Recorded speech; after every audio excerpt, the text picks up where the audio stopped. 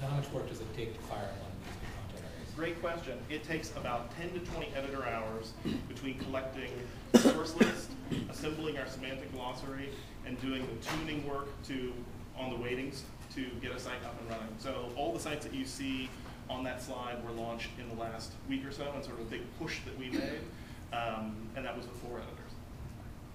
One last question about the business model. Why charge 5 figures when you could do potentially a revenue share, get out there, really ramp it up? Because if we talk about publishing to a long tail, they don't have 5 figures.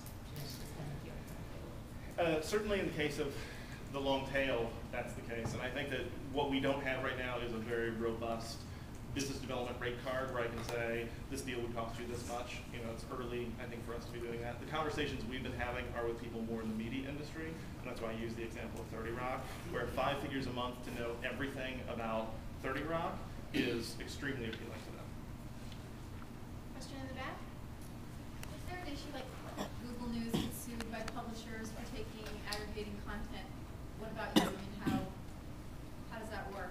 You're just taking content from around the web, and maybe I'm missing something. Oh, I wouldn't use the word taking. What we do is, we're thumbnailing, headlining, and abstracting out, and also annotating the content. But to read the actual article, you still have to click to that individual publisher site. So we see it as a tremendous value for the publishers to participate in the network in the same way that being searched is a value. There are going to be some publishers, we believe, that will not want to do that, and we will respectfully take them out. The dirty secret here is that there is so much content on the web. A paucity of content is not the problem that we have right now on the web. And so many writers write about similar topics at the same time that really a publisher deciding that they want to take themselves out of the contest only means that their competitors get more traffic. And again, we respect their desire to not be aggregated, especially if they're Belgian. I just mentioned Google News has had a hard time monetizing this, so if you're doing brand ads against other people's content, you're right into as a large publisher, Yep. you're the target. We haven't faced that challenge yet, but it's certainly something that's on our radar. Chris, over here. Hi. Yeah, and this is a little late. I mean, I guess there's about 50 different aggregators out there, and none of them necessarily, broken through to the other side and made there's not been $1 billion play in the aggregation space. And between all the guys out there, everyone's kind of coming down to a fairly low CPM rate for aggregating content, let's say sub $5.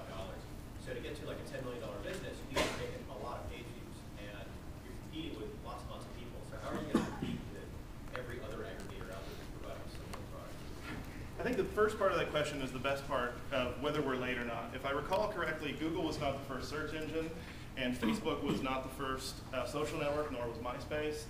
We think that it's not necessarily about showing up to the party and saying, hey, I've got a great idea, but it's about doing a real business that makes sense and makes sense at scale, which I think is a really different thing than most of the aggregators that I'm familiar with. I think the other thing that I'm seeing is lots of aggregation around friend activity. And some of you may have a more robust friend group than I do, but if I'm into wine, I have very few friends that I can talk about knowledgeably about that. Motorcycling, I don't ride motorcycles with the same guys that I invite to dinner.